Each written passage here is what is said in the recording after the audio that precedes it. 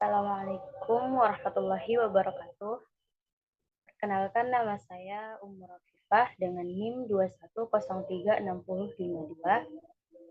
Dalam video kali ini, saya akan menjelaskan materi mengenai kromatografi kolom. Kromatografi kolom adalah jenis kromatografi yang menggunakan kolom sebagai alat untuk memisahkan komponen-komponen dalam campuran menjadi unit-unit yang terpisah satu dengan yang lain berdasarkan pada perbedaan sifatnya masing-masing. Dasar pemisahannya karena adanya perbedaan, yaitu perbedaan sifatnya berdasarkan perbedaan kelarutan. Pada perbedaan kelarutan, berkaitan dengan kemampuan mengikat karena adanya muatan yang berbeda atau mengandung gugus polar, dan interaksi antara fasa diam dan analitnya. Perbedaan pada kemampuan menyerap atau terikat pada komponen lain.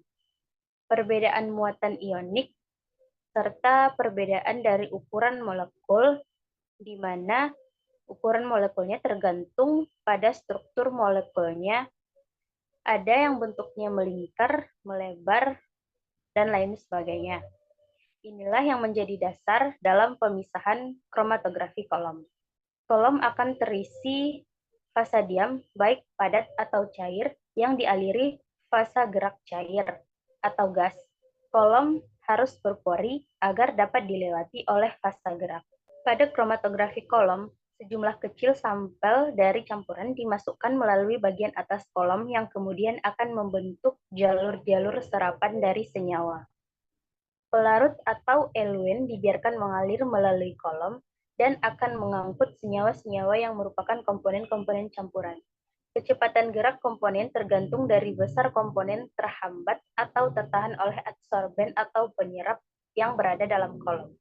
Senyawa yang terserap lemah akan bergerak lebih cepat dari senyawa yang terserapnya kuat. Penyerapan yang cukup besar ini merupakan termasuk ke dalam pemisahan yang sempurna.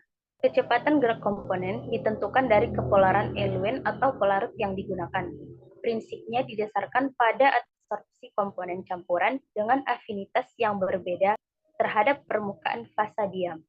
Fasa diam adsorben tidak larut dalam air, dan fasa geraknya adalah cairan yang mengalir yang membawa komponen campuran di sepanjang kolom. Dalam kolom, partikel yang kepolarannya sama dengan kolom akan tertahan, dan partikel dengan kepolaran yang berbeda dengan kolom akan terus mengikuti aliran. Jika dilihat dari jenis fasa diam dan fasa geraknya, kromatografi kolom dibedakan menjadi dua, yaitu kromatografi kolom fasa normal merupakan jenis kromatografi dengan kolom konvensional dengan fasa diamnya yang bersifat polar seperti silika gel, alumina, dan fasa geraknya bersifat nonpolar seperti N-heksan dan benzen dan lain sebagainya. Kemudian ada fasa terbalik. Fasa terbalik ini merupakan kebalikan dari fasa normal, di mana fasa diamnya bersifat nonpolar dan fasa geraknya bersifat polar. Jenis fasa diam dengan material adsorbennya berupa silika, alumina, magnesium silikat, kalsium fosfat. Dalam kolom kromatografinya, tiap komponen analit mengalami interaksi spesifik dengan fasa diam. Kemudian syarat adsorben atau fasa diam yaitu tidak larut dalam pelarut yang digunakan, tidak bereaksi dengan sampel atau inert, cukup aktif sehingga dia memungkinkan perambatan sampel, kemudian memungkinkan fasa geraknya mengalir dengan baik, kemudian tidak berwarna agar pemisahan dapat diamati dengan jelas. Selanjutnya adalah proses pemisahan.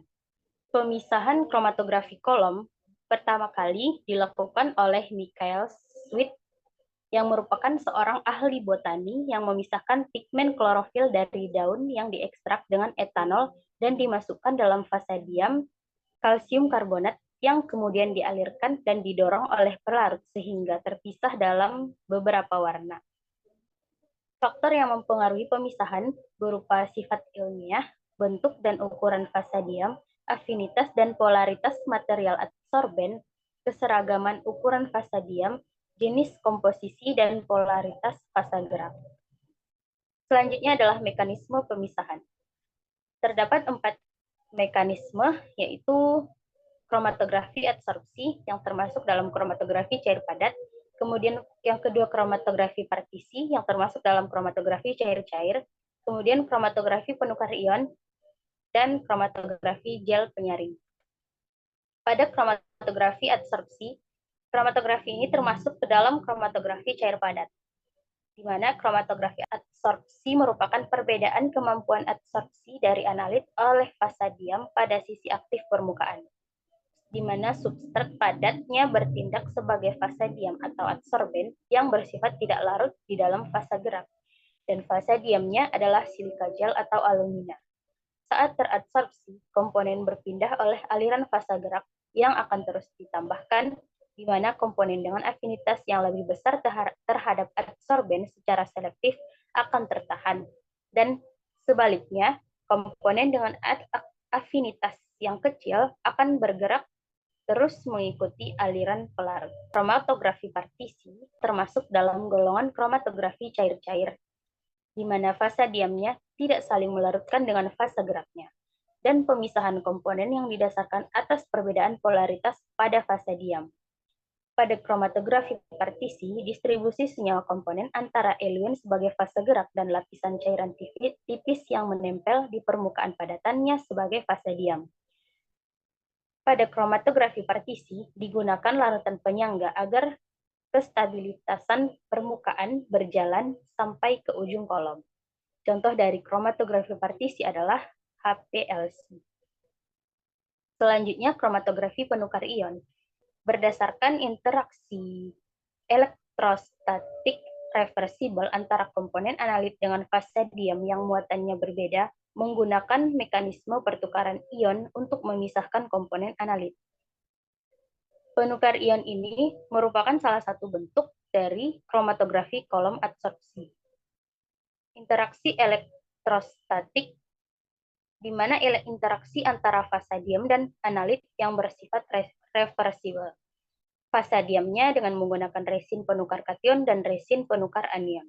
Penukar kation yang bermuatan negatif dan penukar anion yang bermuatan positif. Larutan ion yang bermuatan dalam fasa gerak akan berikatan dengan resin yang bermuatannya berlawanan dengan interaksi elektrostatik. Resin penukar kation dibuat dengan menambahkan gugus fungsi asam, dan resin penukar anion dibuat dengan menambahkan gugus fungsi basa. Selanjutnya adalah kromatografi gel, di mana fasa diamnya adalah gel yang bersifat permeabel dan berfungsi sebagai penyaring. Gel dapat menyerap air dan pelarut-pelarut polar, namun dapat juga menyerap pelarut non-polar. Tidak banyak dipengaruhi interaksi antara fasa diam dan zat terlarutnya. Molekul kecil akan masuk ke pori-pori gel, sedangkan molekul besar akan melewati sela-sela gel yang berjalan lebih cepat, di mana urutannya akan menjadi dari yang lebih besar, kemudian yang sedang, hingga molekul yang terkecil. Cara kerja kromatografi kolom. Yang pertama yaitu menyiapkan sampel, dilakukan dengan mengekstraknya tanpa menggunakan air, selanjutnya menyaring hasil ekstraknya dengan kapas. Kemudian melakukan pemisahan dengan kromatografi kolom dengan memasang alat kolom kromatografi yang sudah dijenuhkan dengan larut pada standar. Kemudian memasukkan sedikit kapas ke dalam kolom kromatografi yang sudah ditambah eluen sampai tidak ada gelembung udara. Kemudian menjenuhkan adsorban dengan eluen, kemudian memasukkan adsorban yang telah jenuh ke dalam kolom. Selanjutnya memasukkan sampel yang akan dipisahkan, kemudian mengelusikan eluen yang akan digunakan dan ditampung dengan botol vial dengan kecepatan alir 20 tetes per menit sampai botol vial cukup penuh. Dan terakhir menggabungkan hasil dengan warna-warna yang sama. Metode pada kromatografi kolom terdapat dua, yaitu metode basah dan metode kering, di mana metode basah fasa diamnya dan fasa geraknya terlebih dahulu dilarutkan dan dengan hati-hati dimasukkan ke dalam kolom dan jangan sampai ada gelembung udara. Kemudian yang kedua metode kering, di mana fasa diam yang kering dimasukkan ke dalam kolom, kemudian diikuti dengan fasa gerak yang dimasukkan ke dalam kolom hingga basah. Adapun kelebihan dan kelemahan dari kromatografi kolom yaitu kelebihannya Yang pertama murah, simple, baik untuk analisa kualitatif atau preparatif, dan dapat digunakan untuk skala yang besar. Dan kelemahannya yaitu cara kerja yang lambat, resolusi yang rendah, tidak kuantitatif, dan tidak reproduksibel. Aplikasi penggunaan kromatografi kolom dalam kehidupan sehari-hari ataupun di dalam industri, yaitu menganalisa zat pewarna alami dalam tumbuhan, contohnya mengekstrak daun atau wortel, dan lain sebagainya. Yang kedua, penentuan kualitatif dan kuantitatif senyawa dalam protein. Yang ketiga, pemisahan molekul seperti asam nukleat, karbohidrat, lemak, vitamin, dan lain sebagainya. Yang keempat, penentuan jenis penyakit dari air liur pasien. Yang kelima, pendeteksi jenis penyakit dari senyawa oksalat pada air kencing pasien. Yang keenam, pemurnian dari hasil reaksi sintesis kimia. Yang ketujuh, isolasi senyawa aktif dalam bahan alam. Yang kedelapan, analisis limbah lingkungan, dan lain sebagainya. Sekian materi kromatografi kolom yang dapat saya sampaikan. Kurang dan lebihnya saya mohon maaf.